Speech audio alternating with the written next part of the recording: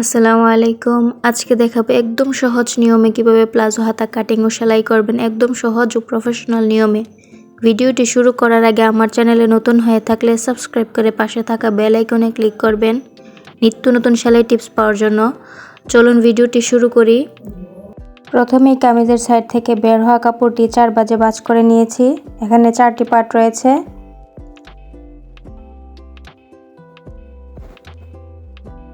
আমি এখানে লম্বা নিচ্ছি 18 ইঞ্চি, স্ট্রেট করে মার্ক করে নিব। এদিক দিয়ে একটা মার্ক করে নিচ্ছি, যেহেতু কামিজের সাইড থেকে বের হওয়া কাপড়, এর জন্য 1/2 ইঞ্চির মতন করে জোড়া পড়বে। 38 ইঞ্চি বডির জন্য ডাউন দিচ্ছি 3.5 ইঞ্চি। এখন একটা মার্ক করে নিব।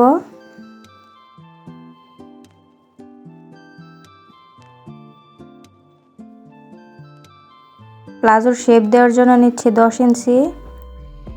এখন একটা মার্ক করে নিচ্ছি। এখানে একটা মার্ক করে নিচ্ছি।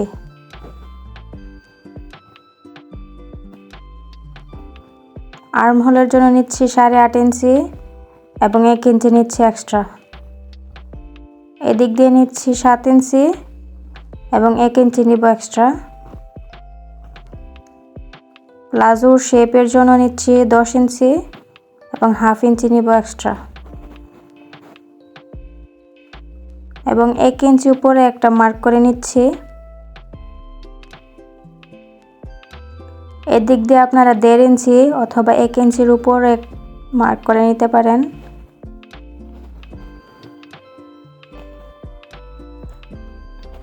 এখন হাতার শেপ দিয়ে নিচ্ছি।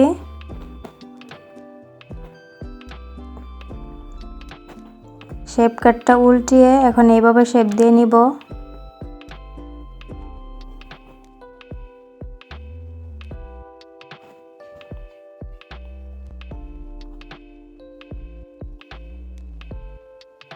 হাতার শেপটা দিয়ে নিচ্ছি।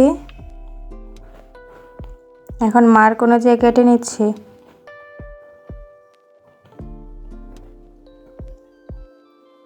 হাতাটির কাটিং শেষ, এখন চিহ্ন দিয়ে রাখছি।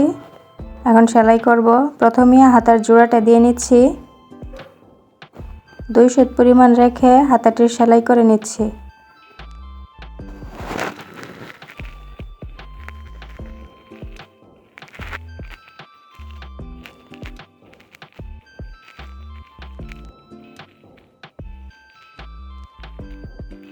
এখন 2 সুত পরিমাণ রেখে মুড়িয়ে সেলাই করে নিব। প্রথমে একটা সেলাই দিয়ে নিচ্ছি।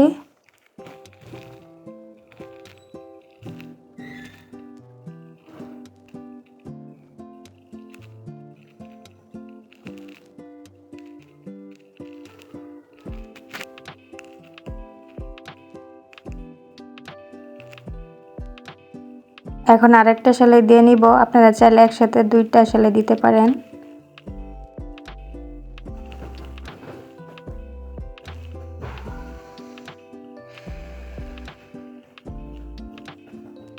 আমার হাতা সেলাই করা শেষ।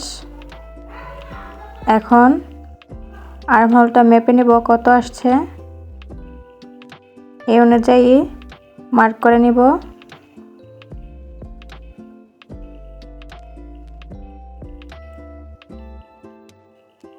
এখানে লুজ রাখছি আমি 6.5 ইঞ্চি। এখন হাতাটা সেলাই করে নিচ্ছি। ডাবল সেলাই দিয়ে নিচ্ছি। এখন এক্সট্রা কাপড়টা কেটে নিব। ছোট ছোট কাট বসিয়ে নিচ্ছি যাতে উল্টানোর পর কুঁচকে না থাকে। এখন আমি হাতাটি জয়েন দিয়ে নিব।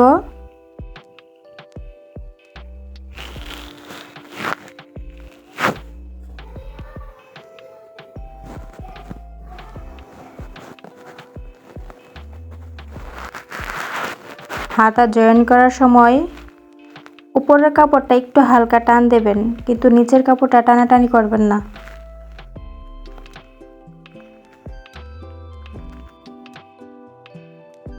প্লাজো হাতাটির সেলাই শেষ।